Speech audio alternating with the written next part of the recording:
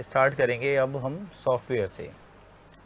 तो सॉफ्टवेयर और हार्डवेयर के बारे में इसमें पूछा जाता है कि सॉफ्टवेयर क्या होता है, हार्डवेयर क्या होता है, और काफ़ी सारी चीज़ें इसमें आती हैं, किस किस टाइप के सॉफ्टवेयर होते हैं, इंस्टॉल करना क्या होता है, अनइंस्टॉल करना क्या होता है। तो हम कई टाइप के जो हमारे सॉफ्टवेयर हैं उसके बारे में हम डिस्कस करते हैं। तो देखो सॉफ्टवेयर जो होता है वो क्या होता है, सबसे पहले हम बात करते हैं सॉफ्टवेयर और हार्डवेयर में, दोनों में क्या डिफरेंस होता है। सॉफ्टवेयर का मीनिंग होता है जिसे हम छू नहीं सकते हैं, टच नहीं कर सकते हैं, उसे हम क्या बोलते हैं, सॉफ्टवेयर कहते हैं। और हार्डवेयर वो होता है जिसे हम टच कर सकते हैं। हार्डवेयर में क्या होता है अपना, हार्डवेयर में जैसे आपका है कीबोर्ड है, माउस है, मॉनिटर है, ये सारी डिवाइस जिन्हें हम टच कर सकते हैं उन्हें हम हार्डवेयर कहते हैं। कंप्यूटर के वे भौतिक भाग जिन्हें उपयोगकर्ता या यूज़र द्वारा छुआ जा सकता है उन्हें क्या बोला जाता है, हार्डवेयर बोला जाता है। अब सॉफ्टवेयर की हम बात करें तो जिसे टच नहीं कर सकते, बट एग्जाम में अगर पूछा जाता है तो हम क्या कहते हैं, सॉफ्टवेयर का मीनिंग होता है प्रोग्रामों का समूह, सॉफ्टवेयर कहलाता है। प्रोग्रामों का जो समूह होता है उसे हम क्या बोलते हैं, सॉफ्टवेयर कहते हैं। और प्रोग्राम क्या होता है, निर्देशों का समूह होता है। निर्देश क्या होता है, निर्देश का मीनिंग होता है कि कंप्यूटर भाषा में कंप्यूटर से कोई काम करवाना है, कंप्यूटर को कुछ समझाना है, तो उसके लिए लिखा गया एक विशेष कोड जो होता है, एक लाइन का, दो लाइन का, जो भी है, तो एक निर्देश दिया जाता है, एक इंस्ट्रक्शन दी जाती है कि आपको ऐसा काम करना है। तो मशीन है तो मशीन को मशीनी भाषा में ही समझाना पड़ेगा। तो कंप्यूटर भाषा में एक कोई विशेष कार्य कराने हेतु कंप्यूटर से लिखा गया कोड क्या कहलाता है, निर्देश कहलाता है। और ऐसे कई निर्देशों का जो समूह होता है उन्हें हम क्या बोलते हैं, ऐसे कई निर्देशों का समूह प्रोग्राम कहलाता है। प्रोग्रामों का समूह सॉफ्टवेयर कहलाता है। तो मैं आपको पहले ये समझाता हूँ कि सॉफ्टवेयर क्या होता है, उसके बाद में फिर हम आगे इसमें बढ़ते हैं कि सॉफ्टवेयर के टाइप क्या क्या होते हैं। देखिए सॉफ्टवेयर का मीनिंग क्या होता है, जैसे मान लीजिए कोई कंपनी है। अब कंपनी में क्या है, किसी कंपनी में मान लीजिए कोई आया और उसने कहा कि मुझे बाइक रेसिंग का गेम बनाना है, गेम बना करके दीजिए बाइक रेसिंग का। तो सबसे पहला काम क्या किया जाएगा, बाइक डिजाइन की जाएगी, ठीक है ना। तो सबसे पहले क्या किया, बाइक डिजाइन की ये। फिर उसके बाद में वहाँ के जो इंजीनियर हैं उनको बोला जाएगा कि आपको क्या करना है, आपको इस बाइक के ऊपर क्या करना है, कोडिंग करनी है। तो मान लीजिए आपको बाइक रेसिंग का गेम बनाना है, सबसे पहले आपने क्या किया, इस तरह से एक बाइक यहाँ पे आपने ये डिज़ाइन कर ली, ठीक है ना। ये अब उनको कहा गया कि आपके पास 4 की हैं, ये 4 कीज़ हैं, आपको इन पे आपको कोडिंग करनी है। तो आपको करना क्या है कि अगर इस वाली की को कोई प्रेस करे तो ये बाइक जो है वो कहाँ पे जाए, राइट में जाए। इस वाली की को प्रेस करना है तो लेफ्ट में जाए, और इस वाली की से क्या आ जाए, रेस आ जाए, और इस वाली की से क्या लग जाए, ब्रेक लग जाए, ठीक है ना। ये काम आपको करना है। अब क्या है कि इस काम के लिए क्या है, इस काम के लिए इन्होंने 5 लाइन का कोड लिखा, इस काम के लिए इन्होंने लिखा 10 लाइन का कोड, और इन्होंने लिखा 20 लाइन का कोड, और इन्होंने लिखा 15 लाइन का कोड। मीन्स क्या है कि आपको क्या करना है कि अगर रेस आनी है, इस की को दब प्रेस करें तो इस बाइक में रेस आ जाए। तो इन्होंने 5 लाइन का कोड लिखा, 1 2 3 4 5। इन्होंने 10 लाइन का कोड लिखा कोई, इन्होंने 15 लाइन का लिखा, इन्होंने 20 लाइन का लिखा। तो इन्होंने 5 निर्देश दिए, 5 निर्देशों का क्या हो गया, एक प्रोग्राम हो गया। ये 10 निर्देश दिए तो ये 10 निर्देशों का कंप्यूटर पे क्या हो गया, एक प्रोग्राम हो गया। यहाँ 20 निर्देश दिए, 20 लाइन लिखी तो 20 निर्देशों का एक प्रोग्राम हो गया। यहाँ पे 15 निर्देशों का एक प्रोग्राम हो गया। अब इन चारों प्रोग्रामों को मिला करके यहाँ पे क्या हो जाएगा, इस जगह पे 15 और 10 कितना हो गया, 25 और 20 45 और 5 50, 50 लाइन का एक क्या हो जाएगा, सॉफ्टवेयर हो जाएगा। इसे कहेंगे बाइक रेसिंग सॉफ्टवेयर। ये क्या है, प्रोग्राम 1, ये क्या है, प्रोग्राम 2, यहाँ पे क्या है, प्रोग्राम 3, यहाँ पे क्या है, प्रोग्राम 4। तो इंस्ट्रक्शन, निर्देशों का जो समूह होता है उसे प्रोग्राम कहते हैं। 5 लाइन लिखी तो एक लाइन क्या हो गई, एक निर्देश हो गई। तो निर्देशों का समूह क्या है, program. Program program program program, प्रोग्रामों का समूह इन सारे कोडों को मिला के एक बना दिया, वो क्या है, सॉफ्टवेयर है, ठीक है। तो आप समझें इस चीज़ को कि सॉफ्टवेयर का मीन्स क्या होता है, प्रोग्रामों का समूह जो होता है वो क्या कहलाता है, सॉफ्टवेयर कहलाता है, ठीक है ना। तो अगर एग्जाम में आता है तो आपको लिखना है कि प्रोग्रामों का समूह सॉफ्टवेयर कहलाता है। ऐसे आप पूछा जाता है, सॉफ्टवेयर होता है प्रोग्रामों का समूह, निर्देशों का समूह, इसका समूह, उसका समूह, ऐसे करके पूछा जाता है। तो आपको क्या लिखना है, प्रोग्रामों का समूह सॉफ्टवेयर कहलाता है। और निर्देशों का समूह क्या कहलाता है आपका, निर्देशों का समूह क्या होगा, निर्देशों का समूह प्रोग्राम होता है। और कंप्यूटर भाषा में कंप्यूटर से कोई काम कराने के लिए लिखा गया एक विशेष जो कोड होता है उसे क्या बोलते हैं, निर्देश कहते हैं उसको। ठीक है, क्या कहेंगे उसको, निर्देश कहा जाएगा। अब बात करते हैं सॉफ्टवेयर इंस्टॉलेशन और अनइंस्टॉलेशन क्या होता है। तो एक स्टोरेज मीडिया से सॉफ्टवेयर को हार्ड डिस्क में कॉपी करने की प्रक्रिया को सॉफ्टवेयर इंस्टॉलेशन कहा जाता है। सीडी डीवीडी से, जैसे मान लीजिए सीडी में कोई सॉफ्टवेयर है और सीडी से आप क्या कर रहे हो, हार्ड डिस्क है कंप्यूटर की, ये अपना कंप्यूटर है और सीडी से डाल रहे हो, तो इसको क्या कहेंगे, इंस्टॉल करना कहेंगे, इसको इंस्टॉल करना कहते हैं। ठीक है। अनइंस्टॉलेशन का मतलब होता है कि उस हार्ड डिस्क से पूर्ण रूप से उस सॉफ्टवेयर को हटाना, उसे क्या कहा जाता है, अनइंस्टॉलेशन। पूर्ण रूप से हटाने को उसको क्या कहा जाता है, अनइंस्टॉलेशन कहा जाता है। किसी स्टोरेज मीडिया मतलब सीडी डीवीडी फ्लॉपी से सॉफ्टवेयर को हार्ड डिस्क में कॉपी करना है, तो हार्ड डिस्क में अपने डाल रहे हैं कंप्यूटर में, तो उसे क्या कहेंगे, सॉफ्टवेयर को सॉफ्टवेयर इंस्टॉलेशन कहा जाएगा। सीडी में आप सॉफ्टवेयर लेके आए, सीडी को कंप्यूटर में लगाया और उस सॉफ्टवेयर को अपनी हार्ड डिस्क में इंस्टॉल कर दिया, तो वो इंस्टॉल करना होता है। और उसको हटाना, तो पूर्ण रूप से जो हटाना होता है तो उसको क्या बोलते हैं, पूर्ण रूप से जो उसको हटाएंगे उसको हम क्या बोलते हैं, अनइंस्टॉल करना कहता है वो। ठीक है, ये तो ये चीज़ आपको ध्यान रखनी है। अगर स्टोरेज मीडिया से अगर हम हार्ड डिस्क में डाल रहे हैं तो वो क्या कहलाता है, स्टोरेज मीडिया से हार्ड डिस्क में डालते हैं तो वो इंस्टॉलेशन कहलाता है। और हार्ड डिस्क से पूर्णतः उसको रिमूव कर देना, उसे हम क्या बोलते हैं, अनइंस्टॉलेशन कहते हैं।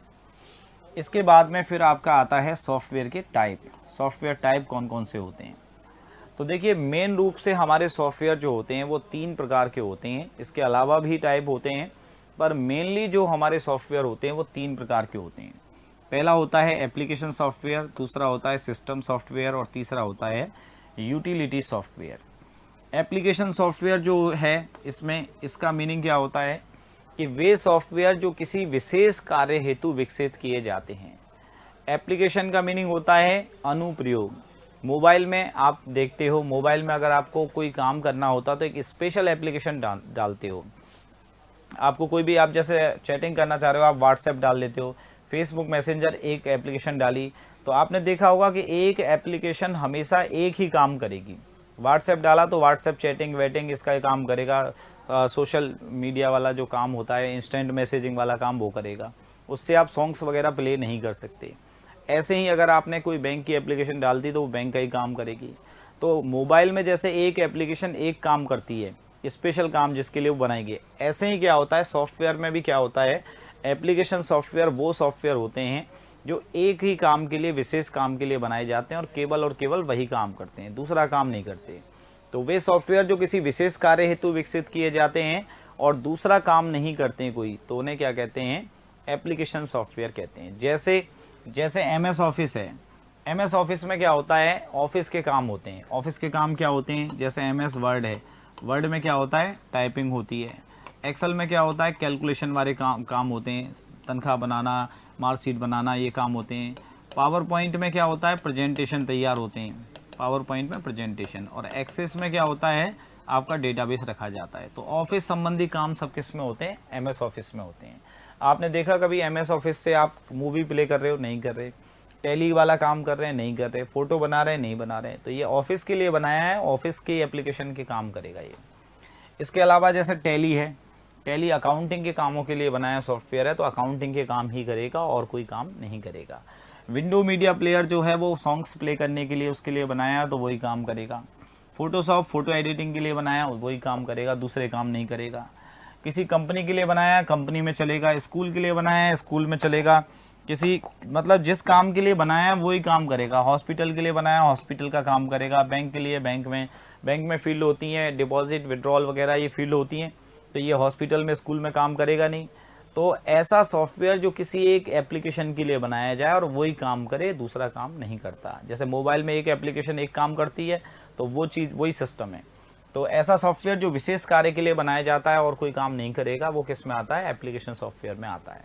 अब सवाल कैसे पूछा जाता है इसमें, सवाल ऐसे पूछा जाता है कि MS ऑफिस निम्न में से किस प्रकार का सॉफ्टवेयर है। Application software, system software, utility software, उपरोक्त सभी, तो क्या आएगा, एप्लीकेशन सॉफ्टवेयर आएगा। दूसरा सवाल इस तरीके से बन सकता है कि निम्न में से एप्लीकेशन सॉफ्टवेयर है, तो यहाँ पे जैसे डाल दिया डॉस, विंडोज़ और क्या है यूनिक्स, और एक डाल दिया फोटोशॉप, तो क्या आएगा, फोटोशॉप आपको करना है, ठीक है ना। इस तरह से आपसे सवाल पूछा जा सकता है, जैसे मान लीजिए ये पूछ लिया आपसे कि इसमें से टैली, फोटोशॉप, ठीक है, और क्या है ऑफिस, ये MS ऑफिस, और एक डाल दिया विंडोज। निम्न में से एप्लीकेशन सॉफ्टवेयर नहीं है, तो कौन सा है, ये है। ये पूछा ऐसे बना देता है कि निम्न में से एप्लीकेशन सॉफ्टवेयर नहीं है, तो कौन सा है, विंडोज़ नहीं है। ये भी एप्लीकेशन सॉफ्टवेयर है, ये भी एप्लीकेशन सॉफ्टवेयर है, और ये भी एप्लीकेशन सॉफ्टवेयर है। ये एप्लीकेशन सॉफ्टवेयर है, ये भी एप्लीकेशन सॉफ्टवेयर है, और ये भी है। ये वाला जो है वो नहीं है, तो इसका मतलब आंसर क्या आएगा, ये आएगा, ठीक है, विंडोज़ आ जाएगा। तो ये आपको ध्यान रखना है कि जो एक एक काम के लिए बनाए गए हैं, जैसे फोटोशॉप फोटो बनाने के लिए है, VLC प्लेयर है, ठीक है ना, विजिबल लाइट कम्युनिकेशन, तो वो क्या होता है, सॉन्ग्स प्ले करने के लिए बनाया गया है। WMP विंडो मीडिया प्लेयर, ये सॉन्ग्स प्ले करने के लिए, मूवी प्ले करने के लिए बनाया गया है। टैली जो है वो अकाउंटिंग के लिए बनाया गया है। MS ऑफिस जो है वो ऑफिस के कामों के लिए बनाया गया है। तो ऐसा सॉफ्टवेयर जो एक स्पेशल पर्पज़ के लिए बनाया गया, वो क्या कहलाता है, एप्लीकेशन सॉफ्टवेयर कहलाता है। इसके अलावा सिस्टम सॉफ्टवेयर जो होते हैं वो क्या होते हैं, सिस्टम सॉफ्टवेयर वो सॉफ्टवेयर होते हैं जो मुख्यतः सिस्टम से संबंधित होते हैं, मतलब सिस्टम से संबंधित होंगे। सिस्टम को चलाने के लिए जो जरूरी सॉफ्टवेयर होते हैं वो सिस्टम सॉफ्टवेयर होते हैं, जो कंप्यूटर में उपलब्ध हार्डवेयर या अन्य सॉफ्टवेयर्स को चलाने एवं नियंत्रित करने हेतु प्रयोग होते हैं। तो आप समझें इस लाइन से कि जो कंप्यूटर में उपलब्ध हार्डवेयर या अन्य सॉफ्टवेयर्स को चलाने एवं नियंत्रित करने हेतु प्रयोग होते हैं, उन्हें क्या कहते हैं, सिस्टम सॉफ्टवेयर कहते हैं। सिस्टम सॉफ्टवेयर मतलब जैसे विंडो है, आपकी डॉस है, ऑपरेटिंग सिस्टम है, आपके भाषा अनुवादक ट्रांसलेटर्स हैं, आपके डिवाइस ड्राइवर्स हैं, तो ये सब किस में आते हैं, आपके सिस्टम सॉफ्टवेयर में आते हैं। जैसे आप प्रिंटर स्कैनर चलाते हो तो आपको ड्राइवर डालने पड़ते हैं उनके, तो वो आपके सपोर्ट कर रहे हैं। अनुवादक ट्रांसलेटर, जो कुछ भी आप लिख रहे हो उसको ट्रांसलेट कर रहे हैं। ऑपरेटिंग सिस्टम पूरा मैनेज कर रहा है। तो ऐसे सॉफ्टवेयर जो सिस्टम जिनके बिना चलने में थोड़ा असमर्थ होता है, प्रभावी संचालन के लिए जो जरूरी होते हैं, सिस्टम के प्रभावी संचालन के लिए जरूरी होते हैं, मीन्स जो कंप्यूटर में उपलब्ध हार्डवेयर सॉफ्टवेयर को चलाने एवं नियंत्रित करने हेतु प्रयोग होते हैं। या तो चलाएंगे सिस्टम को या फिर कंट्रोल करेंगे, ठीक है। तो ऑपरेटिंग सिस्टम चलाता है सिस्टम को, उसके बिना चल ही नहीं सकता है। ये जो है अनुवादक और डिवाइस ड्राइवर, ये नियंत्रित करते हैं, काम में यूज में आते हैं। तो ये सब क्या कहलाते हैं, सिस्टम सॉफ्टवेयर कहलाते हैं, ठीक है। तो सिस्टम सॉफ्टवेयर क्या होता है, जो सिस्टम से संबंधित होता है। और जैसे ऑपरेटिंग सिस्टम कौन कौन से, डॉस, विंडोज है, ठीक है, यूनिक्स है, लाइनक्स है, जितने भी टाइप के ऑपरेटिंग सिस्टम होंगे। जैसे मोबाइल में होता है एंड्रॉयड है, ठीक है, ब्लैकबेरी है, iOS होता है, ठीक है, एप्पल के फ़ोन में iOS ऑपरेटिंग सिस्टम आता है। एंड्रॉयड किस में आता है, सैमसंग, कार्बन, इनमें सब में एंड्रॉयड आता है। इसके अलावा ब्लैकबेरी का जो फ़ोन होता है उसमें ब्लैकबेरी का खुद का ऑपरेटिंग सिस्टम आता है। नोकिया और सीमेंस जो होते हैं उसमें विंडोज़ आता है आपका। तो ऐसे फ़ोन्स में भी क्या आते हैं, आपके ऑपरेटिंग सिस्टम आते हैं। अनुवादक जो होता है, भाषा अनुवादक, इसका काम क्या होता है कि हमारे द्वारा जो भाषा में लिखा गया है उच्च स्तर हाई लेवल लैंग्वेज में, उसको किस में बनता है, लो लेवल लैंग्वेज में। ये हमारे द्वारा लिखे गए कोड को किस में बदलता है, ये मशीन भाषा में बदलता है। अनुवादक का काम क्या होता है, हमने जो कुछ भी लिखा है उसको ये मशीन भाषा में परिवर्तित करता है। ये इसका काम क्या होता है कि उच्च स्तरीय भाषा में जो हमने लिखा है या असेंबली भाषा में जो कुछ भी लिखा है उसको ट्रांसलेट करता है किसमें, मशीन भाषा में, ताकि उसको मशीन समझ सके और जवाब दे सके। असेंबलर का काम होता है असेंबली भाषा को मशीन भाषा में बदलना, और कंपाइलर और इंटरप्रेटर का काम होता है उच्च स्तरीय भाषा को निम्न स्तरीय भाषा में बदलना। इसको मैं आगे अभी बताऊंगा आपको। तो ये तीनों के तीनों क्या है, ट्रांसलेटर होते हैं, असेंबलर, कंपाइलर और इंटरप्रेटर, ठीक है। डिवाइस ड्राइवर क्या होते हैं, जैसे प्रिंटर, स्कैनर आदि। आप मार्केट से कोई भी डिवाइस लेके आओगे तो उस डिवाइस को लाने के लिए, उसको चलाने के लिए आपको क्या करना पड़ेगा, उसका ड्राइवर डालना पड़ेगा। जैसे मान लीजिए आपका कंप्यूटर है, अब क्या है, आप क्या है मार्केट से प्रिंटर लेके आए, ये प्रिंटर है। ये इस प्रिंटर को आपने एक तो लगा दिया स्विच में और एक लगा दिया किसमें, CPU में लगा दिया यहाँ पे। अब बीच में आपको क्या डालना पड़ेगा, एक ड्राइवर का सॉफ्टवेयर डालना पड़ेगा। क्या डालना पड़ेगा? ड्राइवर का सॉफ्टवेयर डालना पड़ेगा। आप मार्केट से जो कुछ भी परचेज करके लाते हो, कोई भी यंत्र लेके आते हो, तो उसका एक स्पेशल ड्राइवर होता है। प्रिंटर आपको अगर चलाना है तो प्रिंटर का आपको एक ड्राइवर डालना पड़ेगा। अगर आप स्कैनर जोड़ते हो कंप्यूटर से तो स्कैनर का ड्राइवर डालना पड़ेगा। आप जो भी यंत्र चलाओगे कंप्यूटर के साथ में, जैसे आपने स्कैनर चलाया, ये स्कैनर, ये कंप्यूटर, तो यहाँ पे क्या है, ड्राइवर आएगा, ये स्कैनर का ड्राइवर आएगा।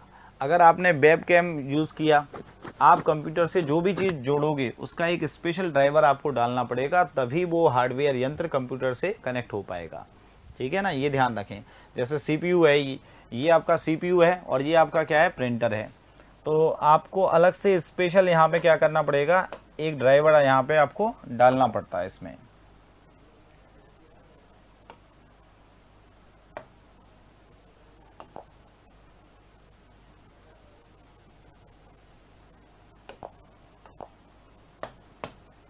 तो ये ध्यान रखें, ये कंप्यूटर है और ये आपका क्या है, प्रिंटर।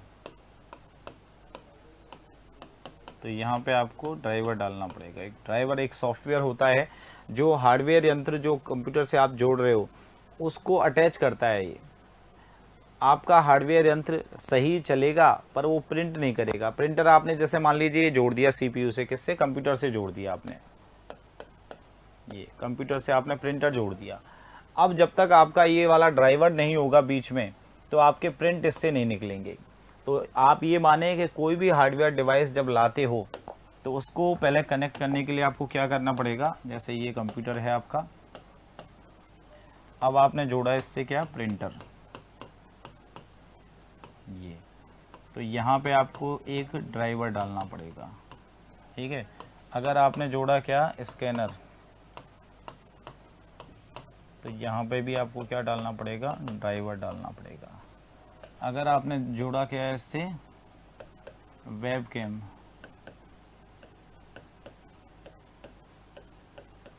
तो यहाँ पे क्या डालना पड़ेगा, आपको ड्राइवर डालना पड़ेगा।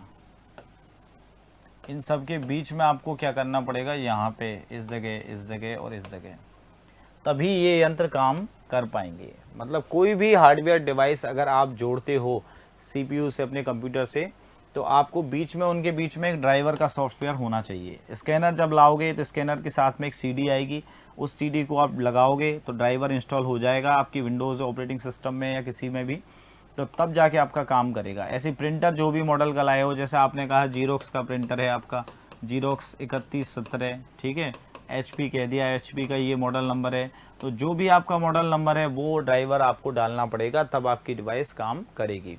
कोई भी हार्डवेयर यंत्र कंप्यूटर से अटैच करोगे तो पहला उसका ड्राइवर का सॉफ्टवेयर डालना पड़ेगा, तभी वो यंत्र काम करेगा। ठीक है। ड्राइवर एक ऐसा सॉफ्टवेयर होता है जो आपके हार्डवेयर यंत्र के, ये वाला जो आपका हार्डवेयर यंत्र है प्लस ये जो आपका ऑपरेटिंग सिस्टम है, इसके बीच में क्या करता है, एक सेतु की तरह से काम करता है। किस किस के बीच में, इन दोनों के बीच में। तो ड्राइवर एक सॉफ्टवेयर होता है जो आपके ऑपरेटिंग सिस्टम और हार्डवेयर यंत्र जो है उसके बीच में एक सेतु की तरह से काम करता है, एक कम्युनिकेशन बनाता है। किस किस के बीच में बनाता है, ऑपरेटिंग सिस्टम और हार्डवेयर के बीच में। यहाँ पे आपका ड्राइवर और यहाँ पे आपका क्या है, हार्डवेयर, ये, तो इनके बीच में ये क्या करता है, एक सेतु की तरह से काम करता है, एक माध्यम होता है।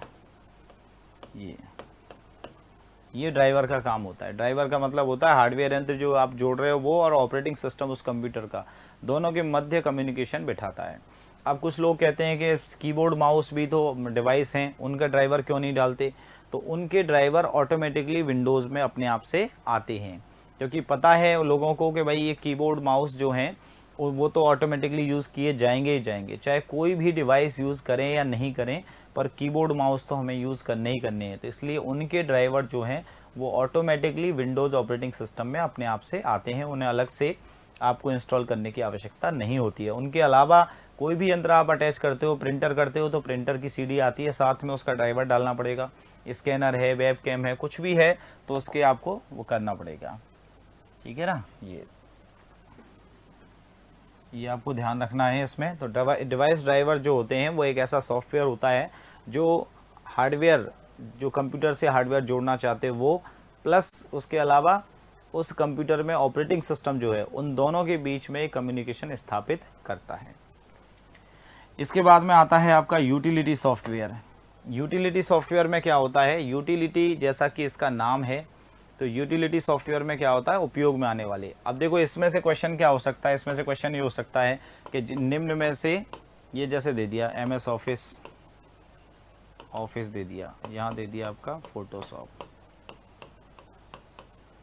ठीक है, MS ऑफिस,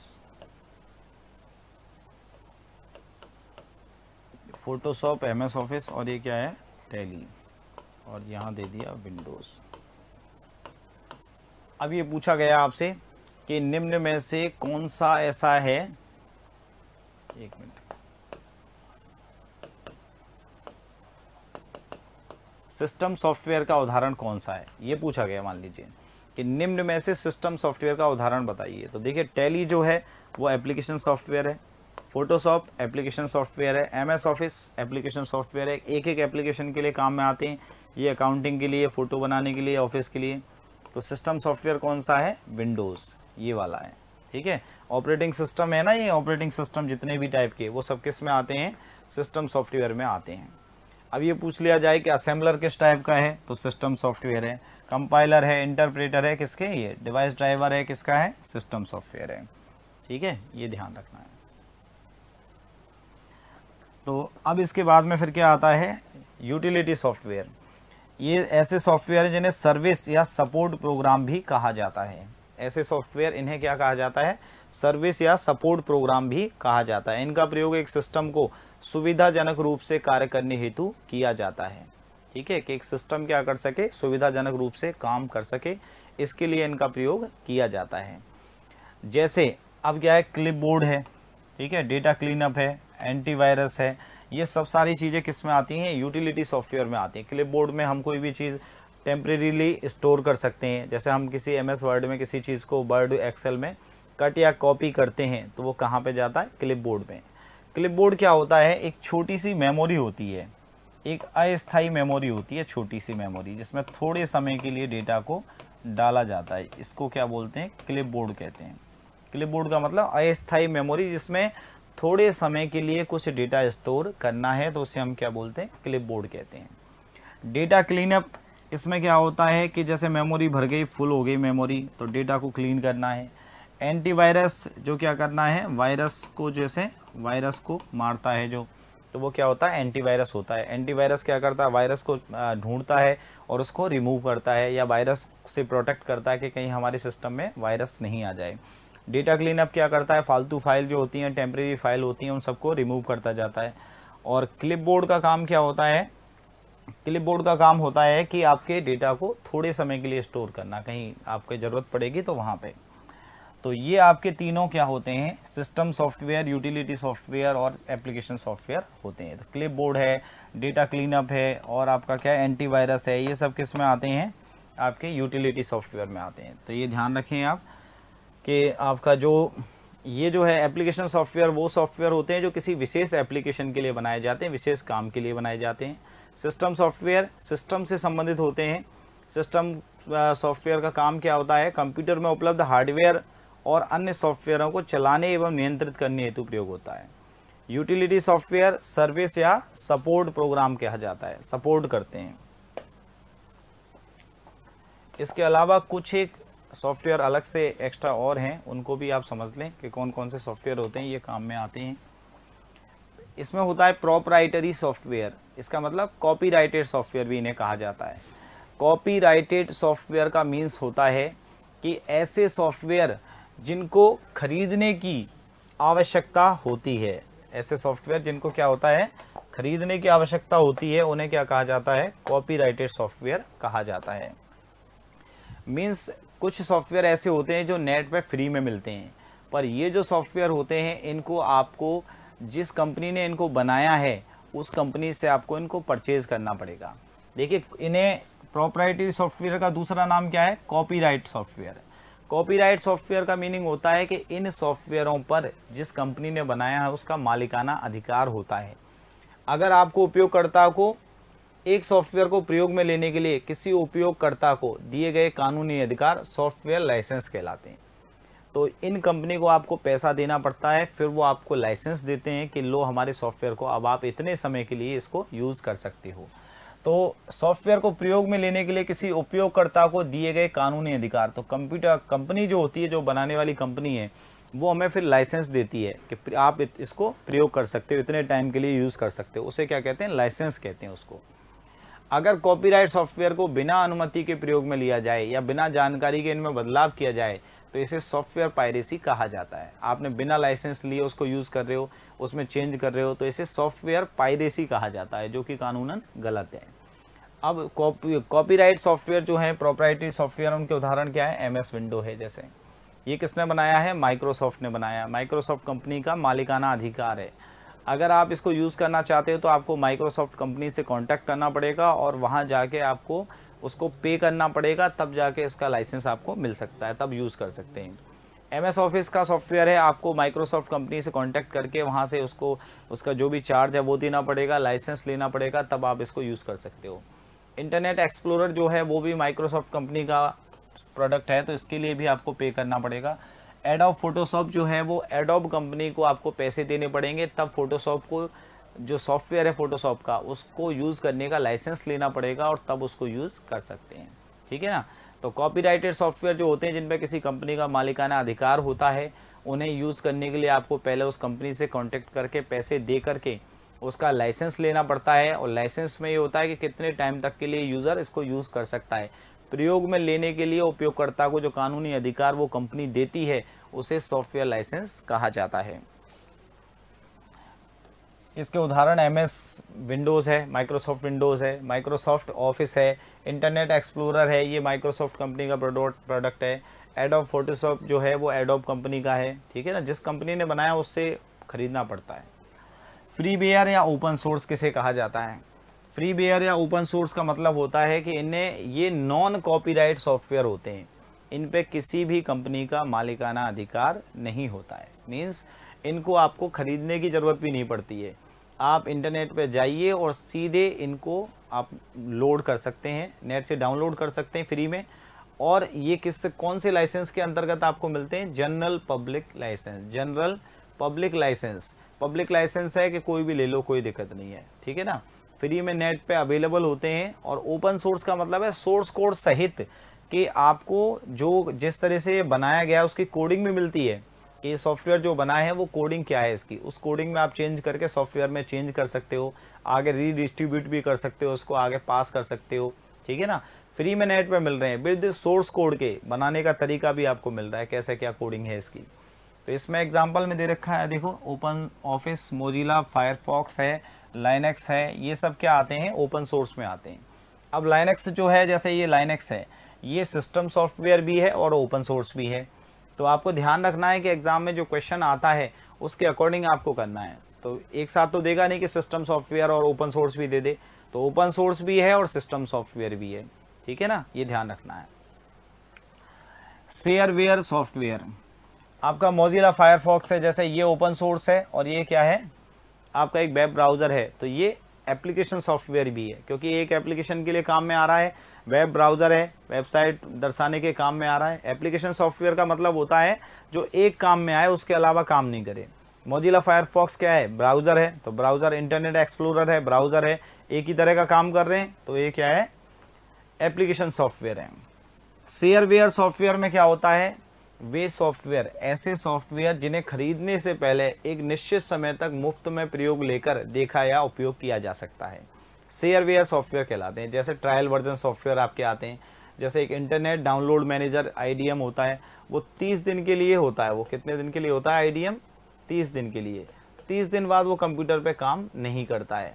अब क्या है, अगर आपको उसको आगे यूज़ करना है तो आपको क्या करना पड़ेगा? 30 दिन के लिए तो फ्री में डाउनलोड मिल गया आपको, उसके बाद आप कंपनी से कांटेक्ट करें, उसका लाइसेंस लें और आगे उसको यूज़ करें।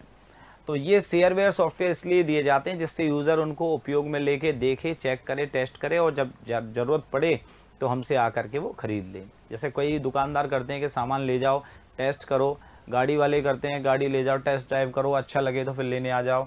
तो ऐसे करके सॉफ्टवेयर भी आपको नेट पे ये मिलते हैं। और मैक्सिमम कितने दिन तक के लिए मिलता है? 60 दिन तक के लिए मिलता है।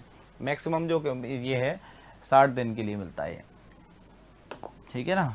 तो ये है शेयर वेयर का मतलब फ्री में कुछ समय के लिए मिलते हैं, उस समय बाद वो एक्सपायर हो जाते हैं, फिर आपको खरीदने पड़ते हैं। मालवेयर सॉफ्टवेयर, मालवेयर सॉफ्टवेयर का मीनिंग क्या होता है? मालवेयर सॉफ्टवेयर का मीनिंग ये होता है कि मालवेयर सॉफ्टवेयर वो सॉफ्टवेयर होते हैं जो नुकसान पहुंचाने वाले सॉफ्टवेयर हैं।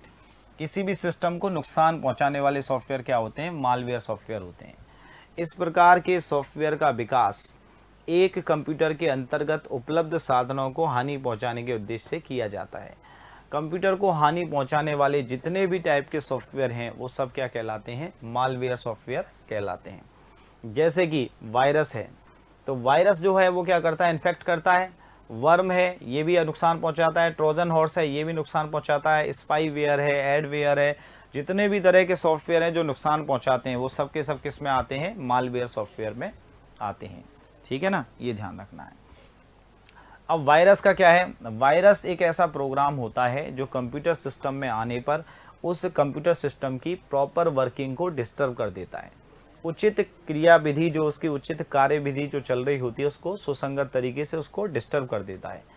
आपका होगा क्या? कंप्यूटर की स्पीड स्लो हो जाएगी, येलो कलर के धुंधले धुंधले फोल्डर बनने लग जाएंगे, खोलना किसी फाइल को चाहोगे खुलेगी कोई फाइल, आपके पॉइंटर की टेल एकदम से ब्लिंकिंग करने लग जाएगी। तो अलग अलग चीज़ें आपको दिखने पड़ेंगी, स्पीड बिल्कुल क्या हो जाएगी? स्लो हो जाएगी कंप्यूटर की, बहुत देर में आपके प्रोग्राम रन होंगे। वो वायरस का काम होता है। तो वायरस क्या करता है? फाइल या प्रोग्राम के साथ अटैच होकर सिस्टम को इन्फेक्ट करता है और डेटा को डिलीट करता है, डिस्ट्रक्ट करता है, चेंजेस कर देता है अपने आप से। तो आप एक लाइन में समझेंगे वायरस का मतलब है कंप्यूटर सिस्टम की उचित कार्यविधि को प्रभावित करता है, संक्रमित कर देता है, कंप्यूटर को बीमार कर देता है और स्पीड स्लो हो जाती है। जैसे अपन लोग बीमार हो जाते हैं तो हमारी स्पीड क्या हो जाती है? स्लो हो जाती है ना। हम कहते हैं सर में दर्द हो रहा है, बुखार आ रहा है, ये हो रहा है, तो अब काम नहीं हो रहा हमसे। तो ऐसे ही क्या होता है कि कंप्यूटर में जब ये वायरस आ जाता है तो कंप्यूटर भी ढीला पड़ जाता है, बिल्कुल धीरे धीरे चल रहा है, काम कर रहा है, कभी कर रहा है कभी नहीं कर रहा है, ऐसे है ना। ये इंपॉर्टेंट चीज़ क्या है? वायरस का फुल फॉर्म पूछ लेता है कभी कभी ये, तो ये ध्यान रखना आपको। तो वायरस का फुल फॉर्म क्या होता है? Vital information resource under seize. ये आपको ध्यान रखना है कि वायरस का फुल फॉर्म होता है vital information resource under seize, ठीक है। अब क्या है? अब आता है वर्म। वर्म भी क्या है? एक तरह का, ये क्या है वर्म? ये मालवेयर सॉफ्टवेयर है। इसका फुल फॉर्म होता है राइट वंस रीड मैनी, एक बार लिखो और कितनी भी बार उसको पढ़ो। ये इस तरह का मालवेयर सॉफ्टवेयर है कि अगर एक सिस्टम में एक फाइल में आ गया कहीं पे भी, तो एक से दूसरी में अपने आप फैलने लग जाता है। जैसे ए में आ गया बी में चला जाएगा, बी से किस में? सी में, सी से किस में? डी में, ऐसे फैलने लग जाएगा। कौन है? वर्म। अपनी स्वयं की कॉपी बनाते बनाते और आगे ये अपने आप से फैलने लग जाता है। इस पर किसी के डबल क्लिक करने की जरूरत नहीं है, ये अपने आप से फैलने लगा रहता है। तो उसको बोलते हैं क्या? वर्म बोलते हैं उसको। वर्म का मतलब क्या होता है? कीड़ा। हिंदी में इसकी बात करें अगर हम तो क्या कहते हैं? कीड़ा। किसी के दांत में एक बार कीड़ा लग गया तो आगे वो क्या होता है? दूसरे दांत में, दूसरे से तीसरे दांत में, ऐसे अपने आप फैलता जाता है, तो वो होता है ये। ट्रोजन का मतलब होता है अपनी पहचान छुपा के आने वाला, मतलब यूजर को गुमराह करके और अपनी पहचान छुपा के आने वाला जो सॉफ्टवेयर होता है, जो मालवेयर सॉफ्टवेयर होता है, वो होता है ट्रोजन हॉर्स। आप इंटरनेट पे काम करते हो जैसे एक साधारण प्रोग्राम की तरह, किंतु पहचान छुपाकर अन्य स्थान से अटैक करते हैं। जैसे स्पीड बूस्टर, मेमोरी क्लीनअप। आप देखते हो कि कई जगह गुमराह करके लोगों से ठगी की जाती है। तो ये भी क्या करता है कि जब आप इंटरनेट पे काम कर रहे होते हैं तो वहाँ पे क्या होता है? स्पीड बूस्टर, मेमोरी क्लीनअप नाम से कई सारे मैसेज आपको दिखते हैं। आप नेट पे काम कर रहे हो, वहाँ आता है कि आपके कंप्यूटर की स्पीड बढ़ाएं, आपके कंप्यूटर में मेमोरी फुल हो चुकी है, उसको क्लीनअप करें। तो जैसे ही आप उस पर क्लिक करते हो और आपके कंप्यूटर सिस्टम में ट्रोजन हॉर्स आ जाता है, ठीक है ना। ये तो ट्रोजन हॉर्स आ जाता है तो इससे ये क्या है? इंस्टॉल हो जाता है और ख़तरनाक है, बहुत ज़्यादा खतरनाक होता है, जल्दी से ये जाता नहीं है। तो ऐसे लुभावने प्रचारों से गुमराह करके आपके कंप्यूटर में आ जाता है। Netware software. नेटवेयर सॉफ्टवेयर में क्या होता है? ऐसे सॉफ्टवेयर जो नेटवर्क में सर्विस प्रदान करते हैं। जैसे विंडोज़ एनटी है, Windows XP server, Windows server 2003, ऐसे सॉफ्टवेयर होते हैं जो नेटवर्क, मतलब नेटवर्क चल रहा है, एक वेब सर्वर है, एक सर्वर है और इसके कई सारे क्लाइंट हैं, ये कंप्यूटर इससे जुड़े हुए हैं। तो इसमें यहाँ पे जो सर्विस ऑपरेटिंग सिस्टम डाला जाता है वो सॉफ्टवेयर क्या कहलाते हैं, नेटवेयर। तो विंडोज़ एनटी है, विंडोज़ एक्सपी सर्वर है, विंडोज़ सर्वर है, ये सब क्या, सर्वर कंप्यूटर वो कंप्यूटर होता है जो सर्विस देता है, और क्लाइंट कंप्यूटर वो होता है जो उससे सर्विस लेते हैं। क्लाइंट 1 है, 2 है, ऐसे 3 ये जुड़े हुए हैं सब। ये सब किससे रिक्वेस्ट करेंगे, इससे अपनी सर्विस के लिए। और ये सर्विस देने वाला क्या कहलाता है, ये कहलाता है सर्वर कहलाता है। सर्वर का मतलब जो बाकी जुड़े हुए कंप्यूटर को सर्विस देता है, और जो सर्विस उससे लेते हैं, रिक्वेस्ट करते हैं, वो सब क्या कहलाते हैं, क्लाइंट कहलाते हैं। इसके बाद एक आता है पैकेज्ड सॉफ्टवेयर। ये आता है पैकेज सॉफ्टवेयर। जब 2 या 2 से अधिक विभिन्न सॉफ्टवेयरों को आपस में मिलाकर एक सॉफ्टवेयर के रूप में प्रयोग लिया जाए तो इसे क्या कहा जाता है, पैकेज्ड सॉफ्टवेयर कहा जाता है। तो अगर आपने 2 या 2 से ज़्यादा सॉफ्टवेयरों को मिला दिया तो इसे क्या कहेंगे, पैकेज सॉफ्टवेयर कहेंगे। जैसे एमएस ऑफिस है, एमएस ऑफिस में क्या होता है, वर्ड है, एक्सेल है, स्प्रेडशीट जो है वो है, पावर पॉइंट है, ठीक है, और क्या है, एक्सेस है, आउटलुक इसमें एक आता है वो है। तो ये क्या होता है, एमएस ऑफिस एक पैकेज है। ऑपरेटिंग सिस्टम है, डीटीपी है, तो इनमें सब में क्या, डीटीपी में जैसे आपके फोटोशॉप आता है, ठीक है, फोटोशॉप आता है, ये आता है। इसी में आपका फिर क्या आता है, पेज मेकर है, फिर क्या है, कोरल ड्रॉ है इसमें। तो ये क्या है, एक पैकेज है। इधर क्या है, वर्ड, स्प्रेडशीट, एक्सेल है, जैसे ये पीपीटी, पावर पॉइंट है। उसके अलावा फिर आपका क्या है, एक्सेस है, आउटलुक है। तो इन सब का क्या हो जाएगा, एक पैकेज बन जाता है। तो पैकेज सॉफ्टवेयर इसको कहा जाता है। पैकेज सॉफ्टवेयर का मतलब 2 या 2 से अधिक सॉफ्टवेयर आपस में अगर वो मिल जाते हैं तो वो।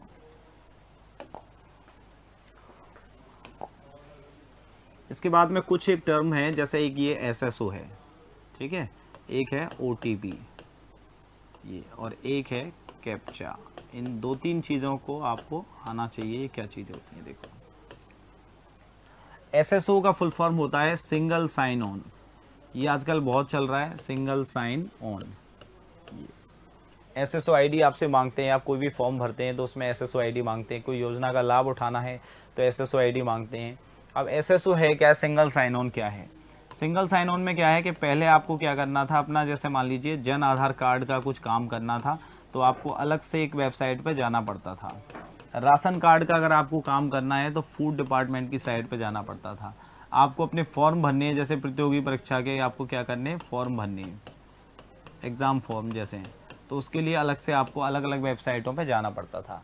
सरकार ने क्या किया कि इन सारी सुविधाओं को एक पोर्टल पे बना दिया है।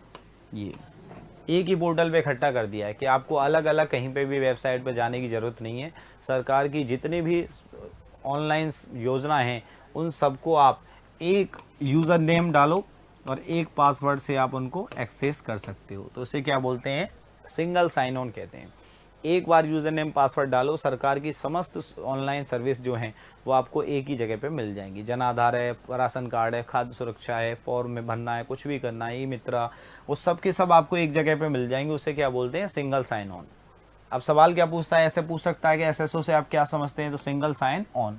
एसएसओ है क्या है, तो एसएसओ है राज्य सरकार की एक ऐसी योजना जिसमें यूज़र, उपयोगकर्ता जो है वो एक नाम व पासवर्ड द्वारा सरकार की समस्त ऑनलाइन सुविधाओं का लाभ उठा सकता है, को प्राप्त कर सकता है। ठीक है, एक यूज़र नेम और पासवर्ड द्वारा सरकार की समस्त ऑनलाइन सुविधाओं को प्राप्त कर सकता है। उसे क्या कहते हैं, एसएसओ कहा जाता है।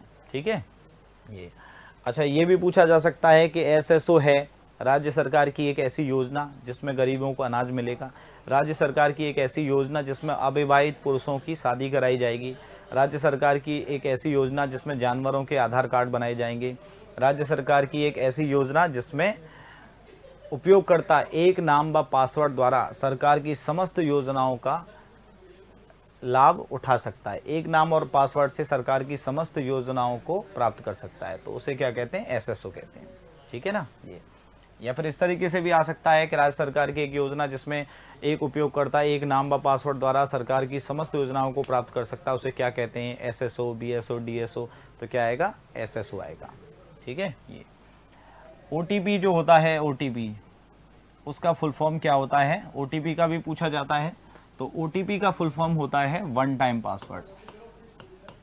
आप कोई भी काम करते हो तो किसी भी चीज़ को वेरीफाई करने के लिए ये आपसे पूछा जाता है। और ध्यान रखें, कि सारी फ्रॉडगिरी जो भी होती है ओटीपी से होती है, तो अपना ओटीपी कभी किसी को नहीं बताना चाहिए, ठीक है ना। ये ध्यान रखें कि आप अपना ओटीपी कभी किसी को शेयर नहीं करें, केवल अपने तक ही सीमित रखें।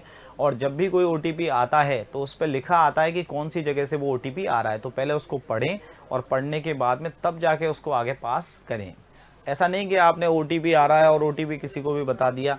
सरकारी ओटीपी कहीं से आता है तो उसका लिखा रहता है कि यहाँ से आया है, ठीक है ना। तो पहले उस मैसेज को पढ़ें कि ओटीपी कहाँ से आ रहा है। तो अगर पूछेगा तो यही पूछ सकता है कि वन टाइम पासवर्ड, इसका फुल फॉर्म जो होता है वो, ठीक है। ओटीपी का फुल फॉर्म क्या होता है, वन टाइम पासवर्ड। ये अब इसके बाद में आता है आपका कैप्चा। कैप्चा क्या होता है, कैप्चा क्या है कि जैसे आप आईडी डालते हो और एक क्या डालते हो, पासवर्ड डालते हो। ये आपने आईडी में कुछ भी लिखा और यहाँ पे कैप्चा होता है।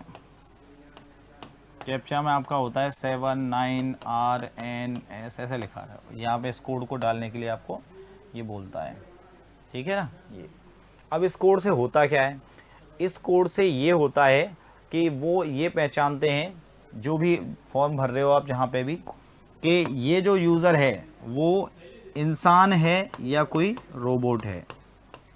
इंसान या रोबोट की पहचान की जाती है, क्योंकि रोबोट में खुद की बुद्धि होती नहीं है।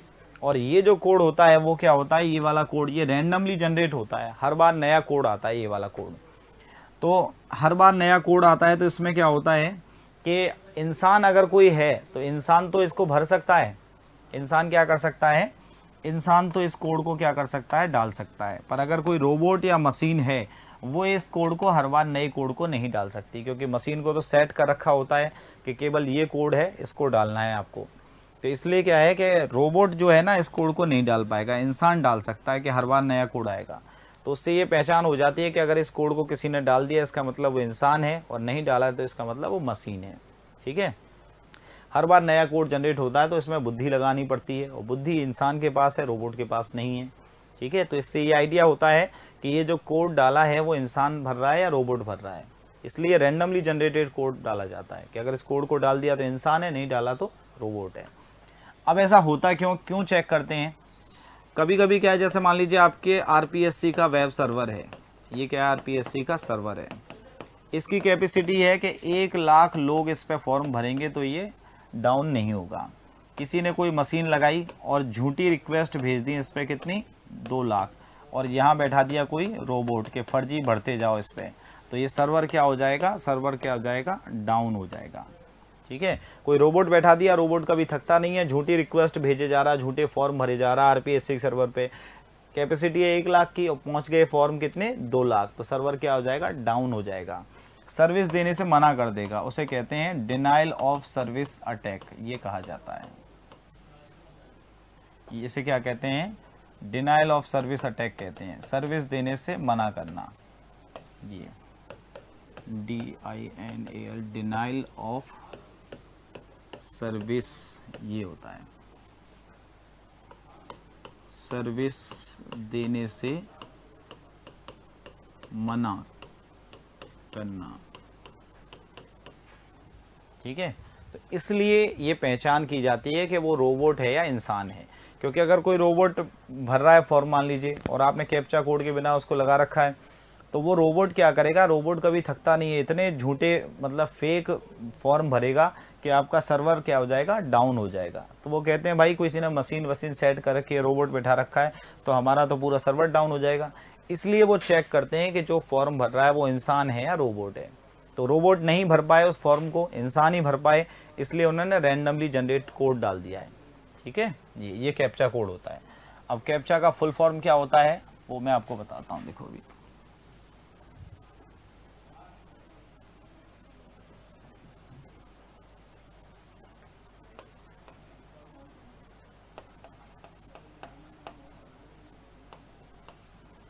कैप्चा का फुल फॉर्म क्या होता है, देखें।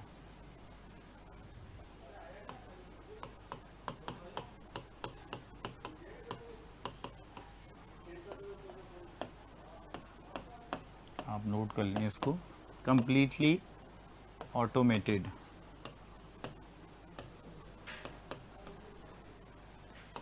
Public Turing test, public Turing test to tell computers and human apart. ठीक है ना, तो ये आपको ध्यान रखना है। Completely automated public Turing test to tell computers and human apart. ये कैप्चा का फुल फॉर्म होता है, ओटीपी का होता है, वन टाइम पासवर्ड। उसके अलावा मैंने आपको बताया अभी एक और एसएसओ का होता है, सिंगल साइन ऑन। तो ये ध्यान रखना है आपका कैप्चा कोड किस लिए यूज़ किया जाता है कि इंसान या रोबोट में फ़र्क करने के लिए कि कौन सा फॉर्म भर रहा है, इंसान भर रहा है या रोबोट भर रहा है। तो ये सॉफ्टवेयर्स के बारे में मैंने आपको बता दिया है। और अब हम इसके बाद में डिस्कस करेंगे इसके बाद में इनपुट आउटपुट डिवाइसेस पे, जो कि हमारा क्या है बहुत इम्पोर्टेंट एक टॉपिक है। इनपुट आउटपुट डिवाइसेस जो है बहुत ज़्यादा एक इम्पोर्टेंट हमारा टॉपिक है, तो उसके बारे में हम डिस्कस करते हैं।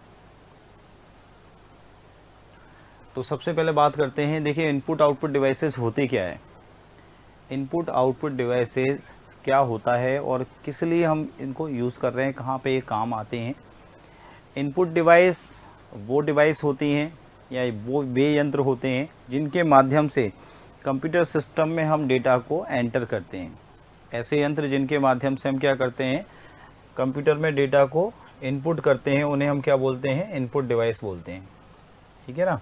इनपुट डिवाइस क्या होती हैं, वे यंत्र जिनके माध्यम से कंप्यूटर में डेटा एवं निर्देशों को प्रविष्ट कराया जाता है। तो इंस्ट्रक्शंस या डेटा जो है आपकी, उनको कंप्यूटर में जिनकी सहायता से हम एंटर करते हैं, उन यंत्रों को हम क्या बोलते हैं, इनपुट डिवाइस कहते हैं। ये यंत्र यूज़र द्वारा प्रदान किए गए डाटा को अनुवादित करके एक मशीन के समझने योग्य बनाने का कार्य भी करते हैं। इस प्रक्रिया को एनकोडिंग कहा जाता है। तो देखिए इनपुट डिवाइस का काम ये नहीं केवल कि ये हमसे डेटा और निर्देशों को लेते हैं और कंप्यूटर में प्रविष्ट कराते हैं, इनका एक और काम होता है। वो काम क्या है कि हम जो कुछ भी डेटा इनको देते हैं, इनपुट डिवाइस में डालते हैं, इनपुट डिवाइस की सहायता से ये उसे मशीन के समझने योग्य बनाने का कार्य करते हैं। मीन्स इस प्रोसेस को हम क्या कहते हैं, एनकोडिंग करना कहते हैं। जो डाटा हम डालते हैं उसको एनकोड करके तब जाके ये कंप्यूटर में उसको डालते हैं, जिससे मशीन उसको क्या कर सके, समझ सके।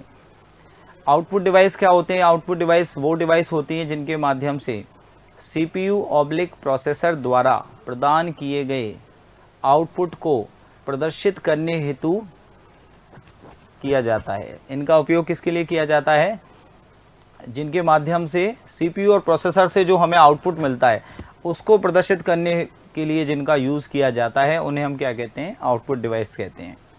अब ये आउटपुट डिवाइस भी क्या करते हैं, जो प्रोसेसर से जो डेटा इनको मिलता है उसको मनुष्य के समझने योग्य बनाने का कार्य करते हैं। मनुष्य को समझने योग्य बनाने का कार्य करते हैं।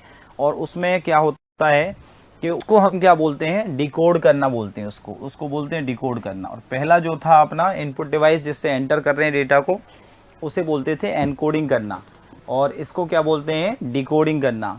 तो आप ये समझ लें एनकोडिंग क्या होती है कि इनपुट डिवाइस से जब डेटा कंप्यूटर में पहुंचता है तो उसे एनकोडिंग कहते हैं। और जब आउटपुट डिवाइस में क्या होता है, प्रोसेसर से डेटा जब आपके आउटपुट डिवाइसेस के माध्यम से आता है मनुष्य के सामने, तो वो क्या होता है, डिकोड होके आता है। ठीक है, इनके बारे में हम डिस्कस करते हैं।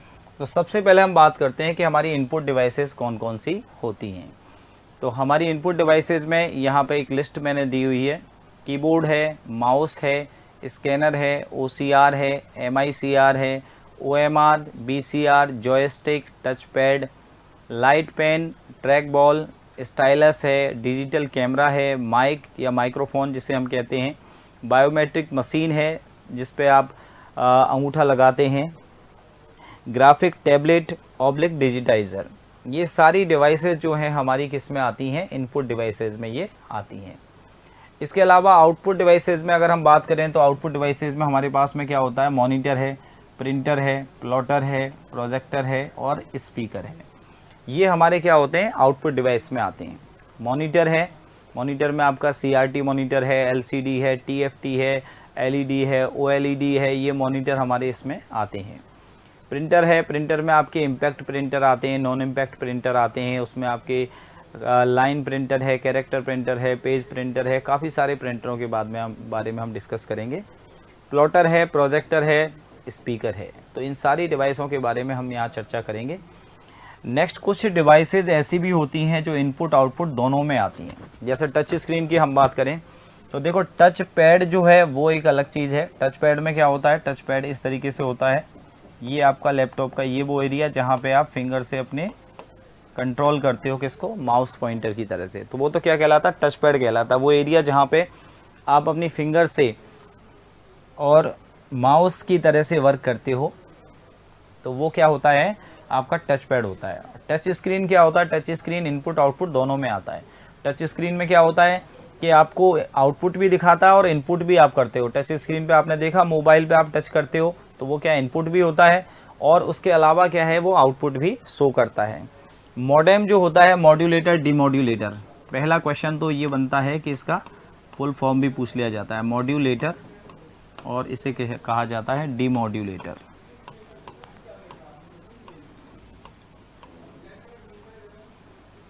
मॉड्यूलेटर, डिमॉड्यूलेटर है ना, ये मॉड्यूलेटर, डिमॉड्यूलेटर, ये क्या है, मॉडेम होता है। मॉडेम में क्या होता है कि आपका मॉड्यूलेट करने का मतलब होता है संचरण करना, और डिमॉड्यूलेट करने का मतलब होता है उनको रिसीव करना।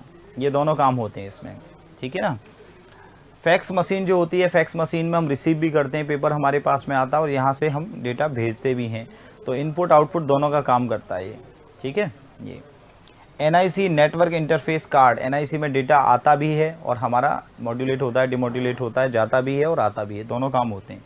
वेब कैमरा में क्या होता है, उधर से हमारे पास में तस्वीर किसी की फ़ोटो कैप्चर होकर दिखाई देता है हमें, और इधर से भी हमारा क्या होता है, ये जाता है। सॉरी, वेब कैमरा क्या है, वेब कैमरा यहाँ पे गलत डाल दिया इन्होंने।